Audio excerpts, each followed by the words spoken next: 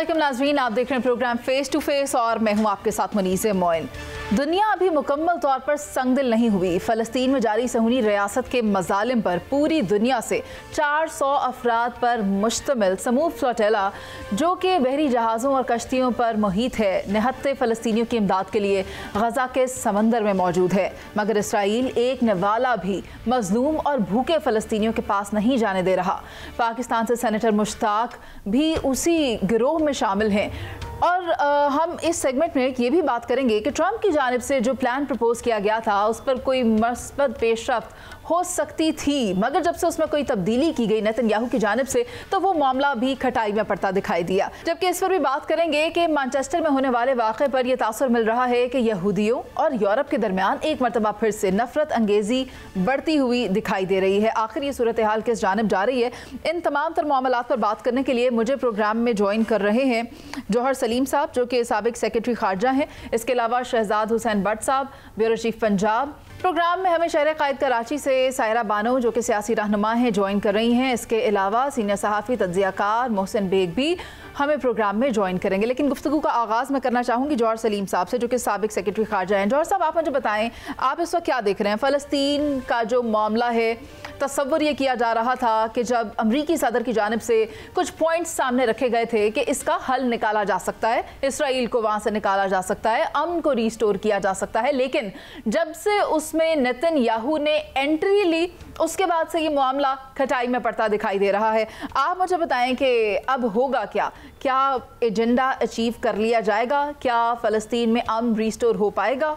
जी बिल्कुल, क्योंकि ये जो प्लान है 20 पॉइंट्स प्लान अभी जो आया है, तो इस पे एतमाद में लिया गया था एक वक्त पे। वो जो 8 सरबराहान जो थे मुस्लिम दुनिया के अहम तरीन मुल्कों के, लेकिन अब उनमें से बहुत से ये कह रहे हैं बशमूल पाकिस्तान कि जो मुसवदा हमें दिखाया गया था या जो हमारे से बुनियादी चीज़ें अग्री हुई थी, वो अब इस 20 पॉइंट प्लान मंसूबे में शामिल नहीं है।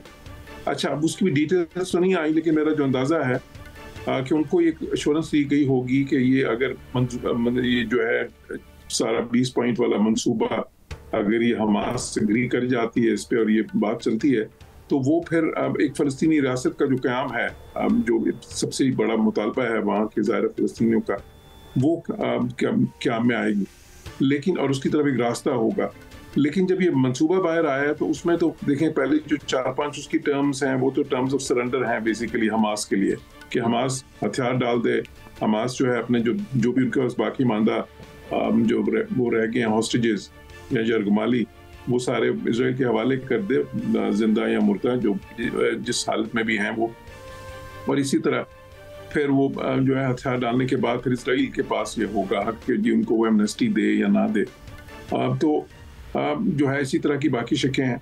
कुछ शकें फिर इस बारे में भी हैं कि उसकी एडमिनिस्ट्रेशन जो है वो कौन करेगा उसके बाद, जब अगर वो हथियार डाल देते हैं और ये जंगबंदी हो जाती है, उसमें एक बोर्ड ऑफ पीस बनना है जिसकी सरबराही प्रेसिडेंट ट्रंप करेंगे और उसमें टोनी ब्लेयर और दूसरे लोग शामिल होंगे। और उसके नीचे फिर पैलेस्टीनियंस सारे ब्यूरोक्रेटिक या टेक्निकल लेवल पे होंगे और उसमें पीस कीपिंग ट्रूप्स आएंगी दूसरे मुल्कों से। अब वो सारा कुछ तो है। और फिर एक ज़ाहिर वो रिलीफ और रिहेबिलिटेशन होगी जो बहुत ही ज़्यादा ज़रूरी है इस वक्त, और रिकन्स्ट्रक्शन होगी बाद में। और फिर वो कहते हैं जी डी रेडिकलाइज करेंगे हम इसको सारा, कि ये टेररिज्म से इसको पाक करेंगे।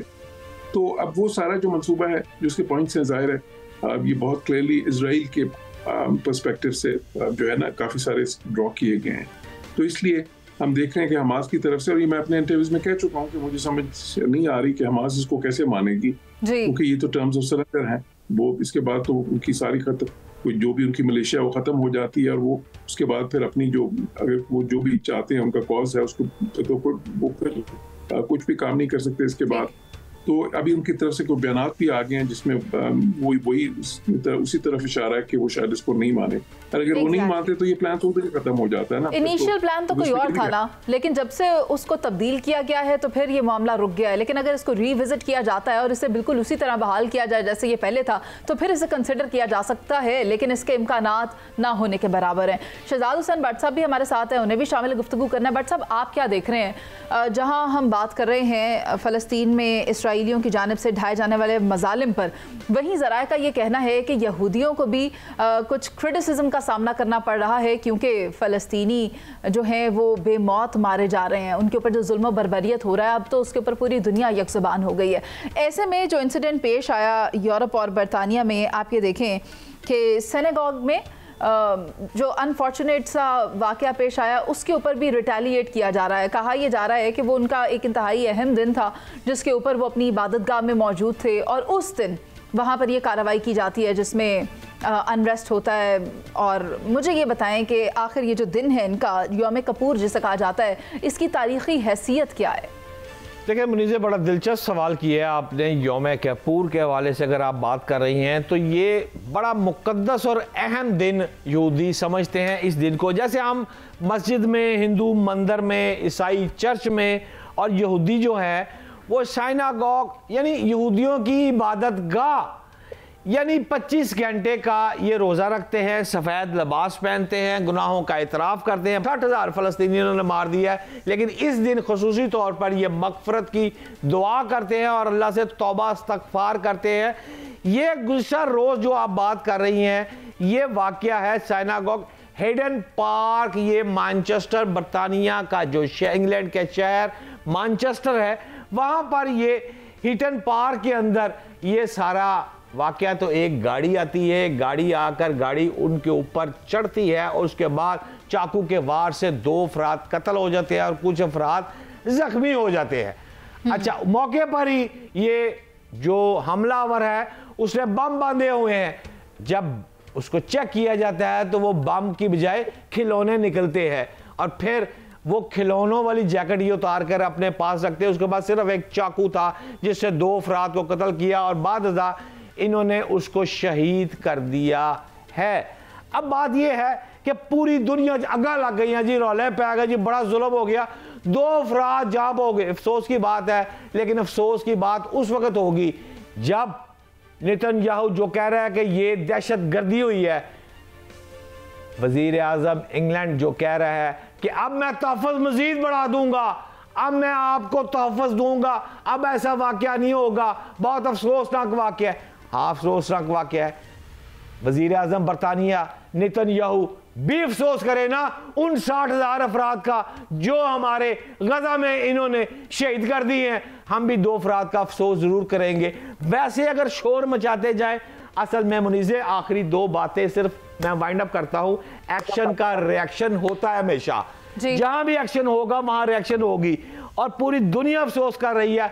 हम भी अफसोस करेंगे कि ऐसे वाकयात नहीं होने चाहिए, लेकिन अगर ये बाज ना आए तो ऐसे वाकयात फ्यूचर में भी बिल्कुल ना चाहते हुए होंगे ना, क्योंकि अवाम को हमदर्दी है जो बर्बरियत वो फ़लस्तीन में देख रहे हैं। सायरा जी, आप मुझे ये बताएं कि जुल्म का जवाब जुल्म से दिया जाना चाहिए या फिर रिलीजियस वायलेंस जो हमने देखा है मैनचेस्टर में, आप इसे कंडेम करती हैं?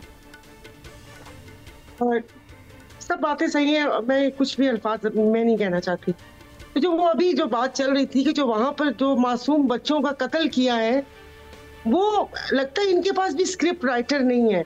इनके पास भी कोई भोजपुरी फिल्म का स्क्रिप्ट राइटर है कि वो बंदा आया है और उसके पास फिर खिलौने वाली जैकेट निकल आई और ये हो गया वो हो गया। मैं भी इसकी मजम्मत नहीं करती, मैं कुछ भी नहीं करती, कुछ भी नहीं कहती। हाँ कि इंसानी जान ये वो, ये सारे भाषण और ये सारे पाठ हमारे पढ़ने के हैं कि जिस तरीके से वहां पर फुटेजेस आती हैं, जिस तरीके से सारा कुछ हो रहा है, अब ये हमदर्दियां वसूल करने के लिए उनको बोलिए।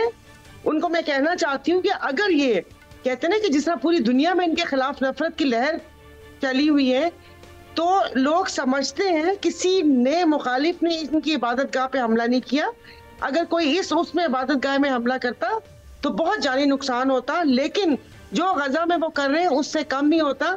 तो इन्होंने जो सारा का एक ड्रामा किया है, मैं तो उसको ड्रामा ही कहूंगी, सुन के हंसी आ रही है, ये ऐसे ही है। लेकिन अब हमारी मुस्लिम उम्मा को आंखें अपनी खोलनी चाहिए कि खुदा का वास्ता कि ये तमाम चीजें किस तरफ जा रही हैं। पाकिस्तान ने जो नॉमिनेशन दी थी उनको नोबेल प्राइज के लिए, कम से कम वो हम वापस ले लें, पूरी कौम आपसे खुश होगी। और ये जो एक मजाक बनाया हुआ है कि वो जो एक नकात को पीएम ने माना और उसके बाद आज जो उन्होंने इसहाक डार साहब ने फ्लोर पे कहा। ठीक है, बाकी जितना जितनी मजम्मत की जाए उतनी मजम्मत कम है। लेकिन जौहर सलीम साहब, आप मुझे ये बताएं कि पाकिस्तान की फॉरेन पॉलिसी इजराइल को लेकर क्या है? मौजूदा सूरत हाल में भी आप देखें पाकिस्तान को क्या करना चाहिए, इस बात पर वाज़े तौर पर रोशनी डालिएगा। साथ ही साथ अगर ये जंग मज़ाहिब की जंग बन गई तो फिर आप आने वाले वक्तों में क्या देख रहे हैं दुनिया की सूरत हाल?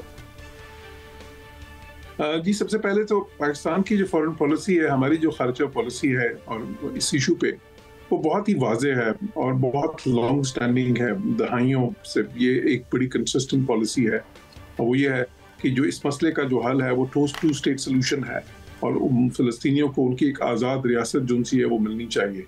और क्योंकि एक फार्मूला तय हो गया है, उसको माना जा चुका है ओस्लो अकॉर्ड्स के तहत भी, उससे पहले से भी ये बात के जो 67 से पहले के जो बॉर्डर्स हैं उन एरियाज में जो कि खैर सिर्फ 22% बनते हैं जो ओरिजिनल फ़लस्तीनी रियासत थी 1947-48 से पहले, लेकिन क्योंकि ये एक आपस में तस्लीम की जा चुकी है तो उसके हिसाब से वो बिल्कुल एक आज़ाद फ़लस्तीनी रियासत का क़याम जो है वो ज़रूरी है वहाँ पे अमन के लिए, और उसके बगैर वहाँ पे अमन आएगा नहीं। तो ये तो हमारा मौक़िफ़ बिल्कुल वाज़े है। और मज़हबी जंग के हवाले से आपका क्या ख्याल है? देखिए, मज़हबी जंग जो है ना, मैं ये समझता हूँ कि चीज़ें उस तरफ बिल्कुल नहीं जानी चाहिए।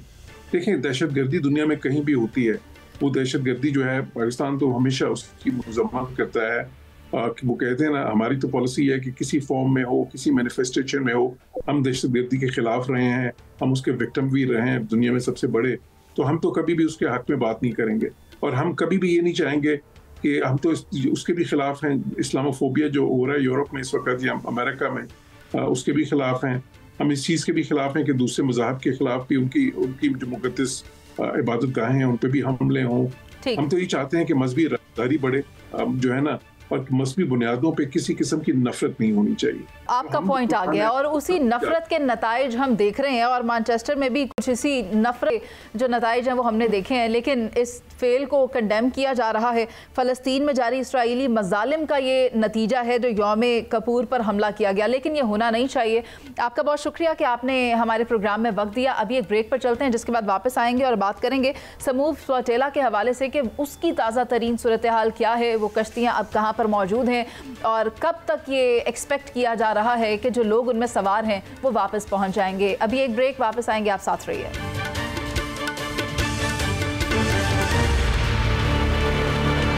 Welcome back. इसराइल ने ग्लोबल समूह स्वटेला को रोककर इंसानियत पर हमला किया है। डॉक्टर्स और रजाकारों को इस तरह से रोक लेना, ये किस कानून के तहत उन्हें ये किया जा रहा है, किस तरीक़ाकार के तहत उन्हें रोका जा रहा है और इसके खिलाफ पूरी दुनिया में मुजाहरे किए जा रहे हैं। मैं चाहती हूँ कि शहजाद हुसैन भट्ट साहब से तफसील ले लें इस बारे में कि आखिर अभी करंट सिचुएशन कहाँ क्या है, वहाँ पर क्या चल रहा है और क्या कहा जा रहा है, क्या खबर है कि वो लोग कब अपनी मंजिल तक पहुँच पाएंगे। जी भट्ट साहब। देखिए मुनीज़े, फ्लोटेला में शामिल आखिरी किश्ती को भी हिरासत में लिया जा चुका है।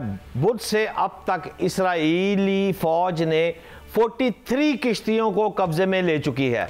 अच्छा, कश्तियों में सवार जो तकरीबन 500 कारकुनान को गिरफ्तार किया जा चुका है और 200 से ज़ायद कारकुनान को जेल मुंतकिल भी किया जा चुका है, कर दिया जा रहा है।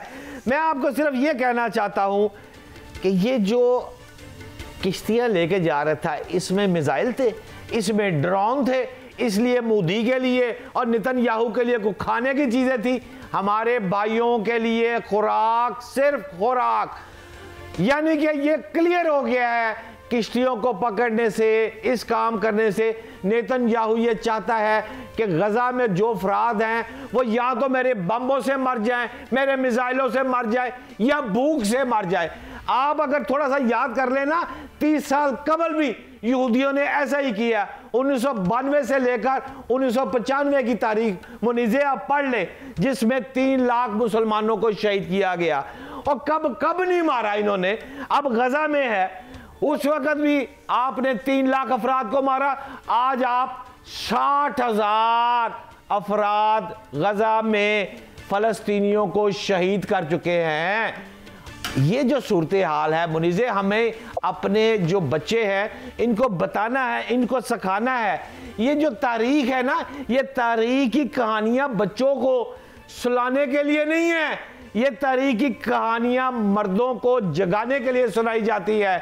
और ये जो वाकया है, इस चीज को दबाने से, जितना दबाएंगे उस एक्शन का रिएक्शन आना है। ये कश्तियों से सामान पकड़ने से, ये फूड रोकने से एक नस्ल को आप मार देंगे, इनकी अगली नस्ल, इन गजा वालों की अगली नस्ल को भी आप तायात खत्म नहीं कर सके, ना कर सके हैं, ना मुनीज़े कर सकेंगे। ये तो जज्बा नहीं खत्म कर सके उनका, जो अभी तक आप देखें कि वो कहते हैं कि हम इंतकाम लेंगे, हमें अमन चाहिए, उन्हें गजा चाहिए उसी तरह जिस तरह वो पहले था। मोहसिन बेग साहब, आप मुझे बताएं, सेनेटर मुश्ताक खान, क्या कहा जा रहा है, वो कब तक वापस पहुंचेंगे और वहां पर उन्हें किन हालात में रखा गया? इसके अलावा माहौलियाती कारकुन ग्रेटा थनबर्ग के हवाले से भी कुछ खबरें इसी तरह की हैं कि उन्हें भी पाबंद सलासल किया हुआ है। वो तो बेसिकली जिस तरीके से इजराइल ऑपरेट कर रहा है, वो तो किसी कानून को, इंटरनेशनल लॉ को मानता ही नहीं है। उन्होंने जितनी वायलेशंस की ऑन बिहाफ ऑफ अमेरिका, वो समझते हैं कि हमें कोई दुनिया में पूछने वाला नहीं, जो कि हकीकत है। उनसे वाकई कोई लॉ इम्प्लीमेंट नहीं करवा सकता। रहेगी बात कि जिन लोगों को अभी अरेस्ट किया है, नेचुरली उनको इंटरनेशनली आप ज़्यादा देर अपने पास नहीं रख सकेंगे, उसका कोई जवाब नहीं है। वो एज ए एड वर्कर्स के तौर पर या एज ए सिंपैथी लेके, और जो उन्होंने सप्लाई फूड की ली और वो जा रहे थे, तो उनको इजराइल ज़्यादा देर तक, वैसे भी इंटरनेशनली जो प्रेशर इस वक्त बिल्टअप हुआ है, वो सारी दुनिया को तो अपने अगेंस्ट कर ही चुका है इजराइल। तो मेरे ख्याल में ये लोग जल्दी रिलीज हो जाएंगे और ये खैरियत से वापस भी आएंगे। रहेगी बात कि वो जो गजा के अंदर किया जा रहा है और जिस तरीके से हमारे मुस्लिम वर्ल्ड ने सर्द मोरी दिखाई, सिर्फ बयानात की हद तक रहा, और वो उसको अशीर बात है अमेरिका की। और हमारे जो मुस्लिम वर्ल्ड के बहुत सारे कंट्रीज हैं, नेचुरली वो एलाइज हैं अमेरिका के, और वो अमेरिका को सिर्फ अल्फाजी ही कर रहे हैं, कोई कंक्रीट स्टेप नहीं उठाया गया उन गजा के निहत्ते लोगों के लिए। तो अब क्योंकि ये बात इस इंतहा तक पहुंच चुकी है कि अब शायद इधर वे कोई ना कोई इसका हल जरूर निकलेगा। अगर वो 2 स्टेट थ्योरी की बात, जो कि बहुत सारे लोगों ने फ़लस्तीन रियासत को तस्लीम किया, यूरोपियन कंट्रीज ने तो बहुत जुर्रत दिखाई। नेचुरली उनके पास मिलिटरीली इसका कोई सोल्यूशन नहीं है, वो अमेरिका के पास है या चंद इस्लामिक कंट्रीज के पास है कि वो इसराइल की टक्कर पे खड़े हो, जैसे ईरान खड़ा हुआ। तो मकसद ये है कि इसका रिजल्ट निकलना है। इतने लोगों का जो शहीद हुए हैं, बच्चे, बूढ़े, औरतें, निहत्ते लोग, उनका खून रायगा नहीं जाएगा। इसराइल को मानना पड़ेगा, फ़लस्तीन रियासत को मानना पड़ेगा, अदरवाइज इसराइल वक्ती तौर पर तो पावरफुल है, लेकिन आप देखिएगा इसकी पावर जो है वो ज़्यादा देर काम नहीं आएगी। अच्छा मोहसिन साहब, खबर कुछ यूं भी है कि 200 के करीब अफराद को उन्होंने अपनी नेगियो जेल में मुंतकिल किया है, जबकि 200 को वो डिपोर्ट करने की बात कर रहे हैं। तो जिन्हें वो अपने पास हिरासत में रखना चाहते हैं, तो उसके एक्सचेंज में उनका तकाजा क्या होगा? मतलब एक बार फिर से वो एक्सचेंज करना चाहते हैं, कुछ रख कर, कुछ मांग कर, कुछ लेन देन करना चाहते हैं? देखिए, ये जो तरीक़ाकार है इजराइल स्टेट का या उनकी गवर्नमेंट का जो माइंडसेट है, ये आने वाले दिनों में इनकी जो लोग हैं, जिस मसलक से वो जूश लोग हैं, इनको इंटरनेशनली इतनी ऑलरेडी नफरत फैल चुकी हुई है। अब जो कल का वाकया मैनचेस्टर में हुआ, मैं समझता हूँ कि उसकी बिल्कुल उसको कंडेम करना चाहिए। वो इसलिए कि ये जो मजहबी इबादत गाहों में अटैक है वो नहीं होने चाहिए, वो किसी की भी हो, वो मुकद्दस जगह होती है हर मोहसिन साहब, इस मामले पर हमने बात कर ली है, लेकिन अभी मैं सायरा जी को भी शामिल गुफ्तगू करना चाहती हूँ। सायरा जी, आप मुझे बताएं, इस सूरत हाल को आप कैसे देख रही हैं? इसराइल की जानिब से ये जो मैं तो इसे हमला ही कहूँगी, एक और हमला किया गया है उन लोगों पर जो निहत्ते थे, जो सिर्फ इमदाद के गर्ज से आ रहे थे और फिक्रमंदी में मुब्तला थे, उनके साथ भी ये सलूक किया जा रहा है। तो ये सूरत हाल आपको कहाँ जाती दिखाई दे रही है? मुनीसे, तो मुस्लिम उम्मा कहाँ है? मैं ये पूछना चाह रही हूँ अभी भट्ट साहब की बात पे मैं बहुत वो कहते ना कि पता नहीं कहाँ खो गई कि हमने अपने बच्चों को ये कहानियां सुनानी है। हमने अपने बच्चों को कौन सी कहानियां सुनानी है? अपने बच्चों को ये कहानियां सुनानी है कि अमेरिका जो इसराइल उस मतलब वो क्या कहते हैं उस कातिल दहशतगर्द बच्चों के कातिल की पुष्टपनाही कर रहे हैं। तो उस वक्त मुस्लिम उम्मा इस्लामी ममालिक के पहले एटमी मुल्क वाहिद और पहले एटमी मुल्क ने उनको नोबेल प्राइज के लिए नॉमिनेट किया है कि अभी वो 20 नकात कागज पर उतरे भी नहीं थे कि हमारे पीएम ने उसकी हिमायत कर दी। उसके बाद डिप्टी पीएम कुछ और कर रहे हैं। क्या सुनाएंगे अपने बच्चों को? ये सुनाएंगे कि 2 साल वहां पर खून की होली खेली जा रही थी मगर हमारे कान पर जूं तक नहीं रहेंगी। तो अब हम जा रहे हैं फलस्तीन, वो कह रहे हैं जैसे वाया भटिंडा जाते हैं, तो वाया हम लोग रियाद और वॉशिंगटन डीसी से होते हुए फिर हम फलस्तीन पहुंचेंगे। अपने बच्चों को कौन सी स्टोरी सुनाएंगे भट्ट साहब? तो इनको कैसे? तो ये जो हिमायत करके आए और हम लोग खुश हो रहे हैं कि अमेरिका के हम पता नहीं खुदा जाने 2 लफ्ज तारीफ के बोल दिए, तो क्या हो गया? सायरा जी, फिलहाल तो वो मामला भी खटाई में पड़ गया है जब से उसके अंदर कोई तरमीम की गई है नेतन्याहू की जानिब। अभी वो एग्जीक्यूट होता तो दिखाई नहीं दे रहा। लेकिन ऐसे में ये जो समूद फ्लोटेला वाला मामला है, इसके ऊपर तलब कर लिया है बेल्जियम और स्पेन ने इजरायली सफीर को। इसके अलावा पूरी दुनिया में मुजाहरे किए जा रहे हैं जिनमें फ्रांस, स्पेन, यूनान, अर्जेंटीना, कोलंबिया बशमूल पाकिस्तान, यहाँ पर भी मुजाहरे किए जा रहे हैं कि ये जो इकदाम था ये गलत था और इसे अनडू किया जाना चाहिए। अभी चलते हैं एक ब्रेक पर, जिसके बाद वापस आएंगे और बात करेंगे मुल्की सियासी मंजरनामे में क्या चल रहा है। आप हमारे साथ रहिए।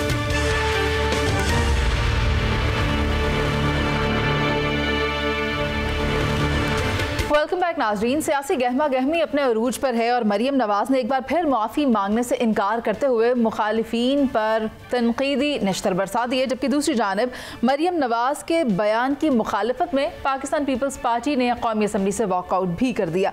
बज़ाहिर ऐसा लग रहा है कि पीपल्स पार्टी और नून लीग के दरमियान जो सियासी निकाह था वो टूट रहा है और इनकी राहें जुदा होती दिखाई दे रही है। इसी पर बात करेंगे। मोहसिन बेग साहब हमारे साथ मौजूद हैं। मोहसिन साहब, बताएं आपको क्या लगता है कि ये जो सियासी हलीफ थे आज वो सियासी हरीफ बन गए हैं? वैसे बहुत ही अजीब सी बात है ये जो वर्बली डायलॉग्स हैं या वर्बली जंग है, ये इसका कोई रिजल्ट होता नहीं है सिवाय इसके कि आपकी जो रिलेशनशिप है वो थोड़ी सी ख़राब होती है।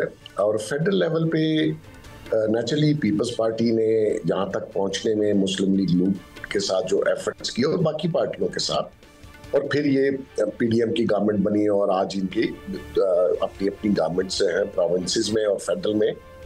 तो नेचुरली मरियम बीबी को चाहिए कि वो इतना ज़्यादा इस इशू को लेके कि जी पंजाब पंजाब पंजाब, भाई पंजाब नहीं पाकिस्तान की बात करें। आपने लोगों को जोड़ना है, तोड़ना नहीं है। आपने वो बात करनी है जिसमें बड़ापन हो। आप एक बड़े सूबे की चीफ मिनिस्टर हैं। तो मैं ये समझता हूँ कि ये जो अल्फाजी है और ये जिस किस्म की गुफ्तगू है ये ला हासिल गुफ्तगू है। इससे ना आपका वोट बैंक बढ़ना है ना दूसरे का वोट बैंक कम होना है। अगर आपने मुकाबला करना है तो वो इलेक्शन में होगा। इस तरह बयानबाजी करके अपने कामों की तशहीर करके दूसरों को तौकीर करके कि जी आपने कुछ नहीं किया, ऐसा नहीं है। आप अपना काम कीजिए, आप एक अच्छे वर्किंग रिलेशनशिप में रहें, क्योंकि यहाँ तक पहुँचने में पीपल्स पार्टी भी आपके साथ रही और फिर ये मंजिल जहाँ आज आप बैठे आपको मिली। तो मैं समझता हूँ इसको खत्म होना चाहिए कलामी की माजरत। लेकिन ये बात तो पहले सोचनी चाहिए थी ना कि यहाँ तक एक साथ आए हैं। जरूरत क्या पेश आई थी मरियम नवाज साहिबा को तनकीद करने की? देखिए, जज्बात में कोई बंदा भी कोई बात कह देता है, उसका ये मतलब नहीं कि आप उसको कंटिन्यू करें। और नेचुरली जब आप एक बात करेंगे तो दूसरी साइड से उसका जवाब तो आएगा। तो वो एक प्रोलॉन्ग हो जाता है, वो ऐसे लगता है कशीदगी बढ़ गई है, तो उसको थोड़ा सा काम डाउन करने की जरूरत है। इससे बिलीव कीजिए ना इस साइड को ना उस साइड को कोई फायदा नहीं होने वाला। तो बजाय इसके कि आपने कंफ्यूजन पैदा कर दी, एक बदमज़गी जो है वो पूरे माशरे में दिखाई जा रही है और लीडरशिप दिखा रही है। तो मैं समझता हूँ कि इससे जो थोड़ा इज्तनाब करना चाहिए और इसको खत्म करना चाहिए। ठीक है, बात दुरुस्त थी या नहीं ये तो एक अलग बहस है, लेकिन शहजाद हुसैन भट्ट साहब क्या माफ़ी मांगने से कोई छोटा तो नहीं हो जाता? दुरुस्त फरमा रही हैं मुनीज़े, छोटे बड़े की बात ही नहीं। मुझे तो ये समझ नहीं आ रही कि पीपल्स पार्टी की पंजाब हुकूमत और वज़ीर आला मरियम नवाज़ पर तनकीद का वक्त और मौका जो है, ये मौका तो है ही नहीं इस वक्त। बात ही गलत है दोनों साइड से। और भाई गौर करें, KPK और बलूचिस्तान में दहशतगर्दों के खिलाफ बड़े पैमाने पर कार्रवाइयाँ जारी हैं। आपको आज़ाद कश्मीर में देखें, एहतजाज जारी है, सैलाब से तबाही हो चुकी है, सिर्फ पंजाब में हुई है। 5 दरिया मिलकर अगर सिंध में दाखिल हुए हैं, लाखों अफराद बेरोजगार हुए, लाखों एकड़ फसलें तबाह हुई हैं।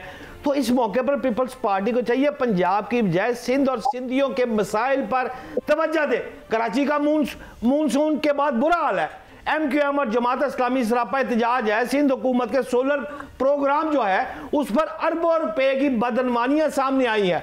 और मैं तो माजरत के साथ पीपल्स पार्टी पंजाब हुकूमत के खिलाफ बयानबाजी में अपना वक्त जाया करने की बजाय अपने अपने सूबे पर तवज्जो दें। बात यह है, ये बात चली कहां से, इतनी जनाब कहां से कहां बात चली गई, माफिया तक बात चली गई है। और वजह नाज क्या है, मुझे जो समझ आई, मैं तो ये कहता हूं 2 अल्फाज में कि ये मुनासिब ही नहीं है, ये तरीका कार ही ठीक नहीं है। लेकिन असल बात, मेरे इस्लामाबाद में बैठे हुए हैं मोहसिन बेग साहब, इनके पास होती है सारी खबरें।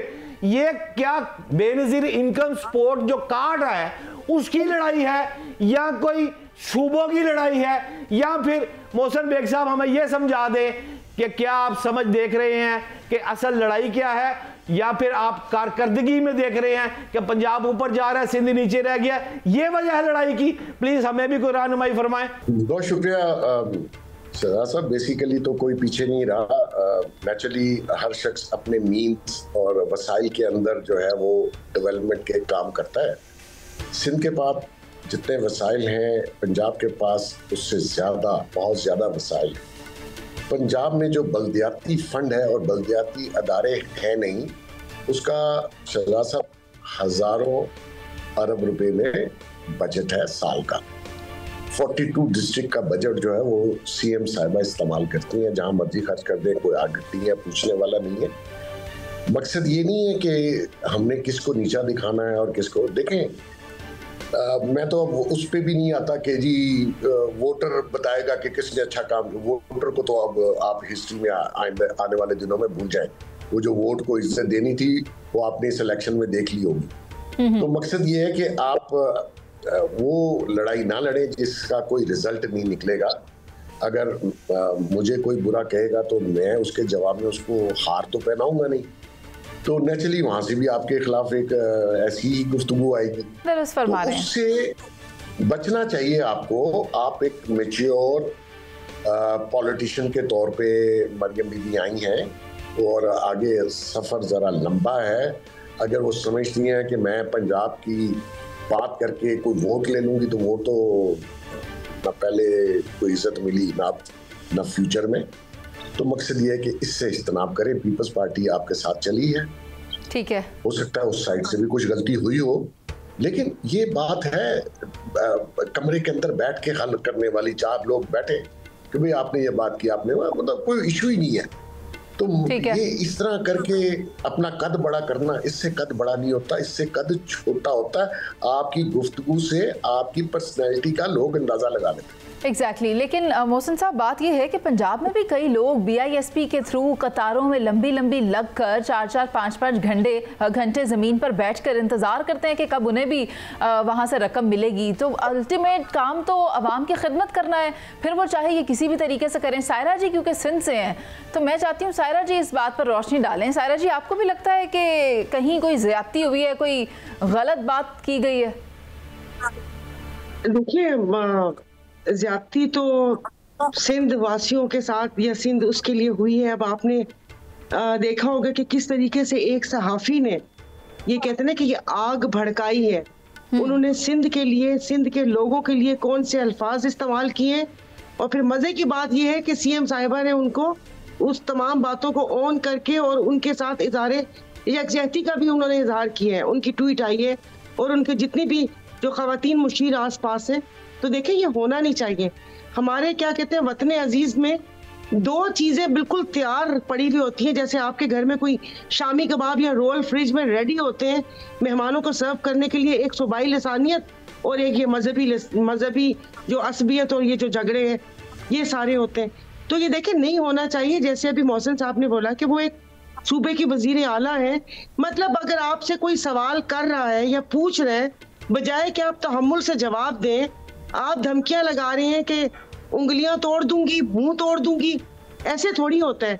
बाकी ये दोनों वो कहते हैं, मरियम साहिबा को याद होना चाहिए कि जो 26वें आइन में तरमीम है, रातों को जाग जाग के बिलावल भुट्टो साहब ने ब्रूट मेजोरिटी के साथ इन्होंने करवाई है वो उसको, और उसके बाद खुद बताते हैं और खुद आपने और हमने देखा कि जो ये पूरा रजीम चेंज था उसमें मतलब ये तमाम जमातें बाहमी शेरो शक्कर थी। बाकी अब ये किस चीज की जंग है, अब ये 5G की जंग है। 5G आप मोबाइल सिग्नल ना समझे, 5G मतलब 5 गिलानीस के मुल्तान में, जैसे वो पहले भी इस चीज के ऊपर झगड़ा हुआ है और बहुत चीजें हैं, आपके प्रोग्राम का वक्त कम हो जाएगा। बाकी अवाम से या अवाम के इश्यूज पे ये लड़ रहे हैं, बिल्कुल भी नहीं। जिस वक्त बलोचिस्तान ये जाफर एक्सप्रेस का वाकया हुआ था और बलोचिस्तान लहू लहू था, उस वक्त पीपल्स पार्टी की क़यादत बैठ के वो 9 अरब के फंड पे और इन तमाम चीज़ों पे बात कर रही थी। लेकिन ये नहीं होना चाहिए। और क्या मैं कहूँ, मुझे तो ऐसे लग रहा है कि खुदा जाने पीछे क्या चल रहा है कि जो आपको और हमें इस लड़ाई में उलझाया हुआ है, ये दोनों साथ है। कल को अगर सूबों का मसला आ गया तो ये दोनों पार्टीज फिर एक पेज पर होंगी। आप अपने प्रोग्राम का कीमती वक्त इन लड़ाई झगड़ों पे क्यों वो कर रही हैं? एक दूसरे का पेट फाड़ने से लेकर लाड़काना की सड़कों पर घसीटने तक वो साथ, उसके बाद साथ बैठे और बाकायदा सारा वो किया। बिलावल भुट्टो साहब ने कहा कि शहबाज शरीफ साहब उनके कम और हमारे वजीर आजम ज्यादा है। तो अभी क्या है, वो कहते ना कि जब आप वो कहते हैं कि राई का पहाड़ बना दिया है, और ऐसे ही है।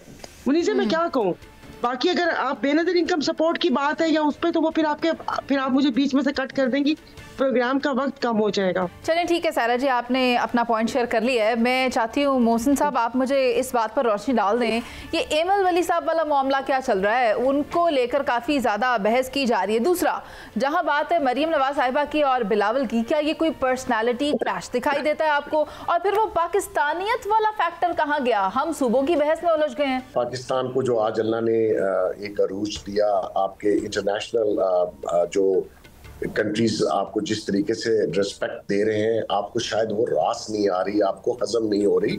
और ये अचीवमेंट पाकिस्तान को 78 साल में पहली बार मिली, तो उसको इजी कीजिए, उसको पाकिस्तानी अवाम को उसके समरात आने दें। अभी सऊदीया का जो पैक्ट हुआ और फिर जो एमन वली साहब ने गुफ्तगू की सेनेट में, वो उनको बिल्कुल सेब नहीं देती। देखिए, अगर आप फुटेज देख लें व्हाइट हाउस की, तो उसमें पहले गिफ्ट जो है वो होस्ट देता है आने वालों को, उन्होंने वो गिफ्ट दिया ट्रंप साहब ने, और उसके बाद पाकिस्तान ने जो गिफ्ट दिया वो दिखाएगा। वो मिनरल्स या वो जो प्रेशियस स्टोन्स है वो बेचने नहीं गए थे व्हाइट हाउस में, white house is not the customer, तो वो गिफ्ट दिया है, उसको आप इशू बना रहे हैं। आप ये नहीं सोच रहे कि आपके मुल्क को, आपके मुल्क के चीफ को जो इज्जत इंटरनेशनली मिल रही है, उस पे तो यार आपको शुक्रिया अदा करना चाहिए, बजाय इसके कि आप क्रिटिसाइज करें। ये जो पैकेजेस मिलने जा रहे हैं, ठीक है, फौरी तौर पे उसके रिजल्ट नहीं आते, लेकिन आज आपको जो स्टार्ट हुआ है वो डाउन द लाइन आपको रिजल्ट नजर आने शुरू होंगे। और ये जो अवाम है, जिसको लीडरान ने कभी अवाम का सोचा ही नहीं सवाए वो झूठे सच्चे वोट लेने के, तो इनको अवाम की कोई फिक्र नहीं है। ये जितने लीडर हैं, माजरत के साथ, मकसद ये है, अवाम इनको सिर्फ ऑपोजिशन में याद आती है, सरकार में आके ये अवाम को भूल जाते हैं। ठीक, तो ये थोड़ा सा कथा कलामी माफ मोहसिन बेग साहब, मुझे ये लग रहा है कि आप जो फरमा रहे हैं, ये 90 की दिहाई की जो सियासत थी वो मुल्क में फिर वापस आ रही है। ऐसे में पीटीआई की सियासत कहाँ खड़ी है? पीटीआई की तो सियासत नहीं है, उन्होंने कभी, पीटीआई वालों ने सियासत नहीं की। वो एक उनको अल्लाह ताला ने चांस दिया था, जो उन्होंने इस बुरे तरीके से वो फेल हुए। उनकी सियासत आने वाले दिनों में ख़त्म है। मैं बहुत दिनों से कह रहा हूँ, रहेगी इन दोनों की 90 की सियासत। मैं दोनों के लिए, दोनों का वेल विशर हूँ, वो नहीं होगा, 90 की दहाई की सियासत वापस नहीं आएगी। हाँ, दोनों में से किसी एक ने ऊपर जाना है, वो अपनी कारकर्दगी और वोटों और सपोर्ट से जाना है। उस सपोर्ट किसके हिस्से में आएगी वो आने वाले दिन बता सकते हैं। ठीक है मोहसिन बेग साहब, आपका पॉइंट आ गया और इसी के साथ आपका बहुत शुक्रिया कि आपने प्रोग्राम में वक्त दिया। सायरा बानो साहिबा का भी और शहजाद हुसैन भट्ट साहब का भी। बात यह है कि कुर्सी तो वही रहती है लेकिन लोग आते जाते रहते हैं, तो बेहतर ये होता है कि अपनी कारकर्दगी से पाकिस्तान को संवारा जाए और इस बात को ना भूला जाए कि ऑल इट इज़ पाकिस्तानियत, ना कि सूबे के एतबार से तफरीक कर दी जाए और लोगों को क्रिटिसाइज़ किया जाए। हम सब पाकिस्तानी हैं और पाकिस्तानियत ही हमारा कॉज होना चाहिए और हमारा एजेंडा होना चाहिए। इसी के साथ ही मुझे इजाज़त दीजिए। अल्लाह निगहबान।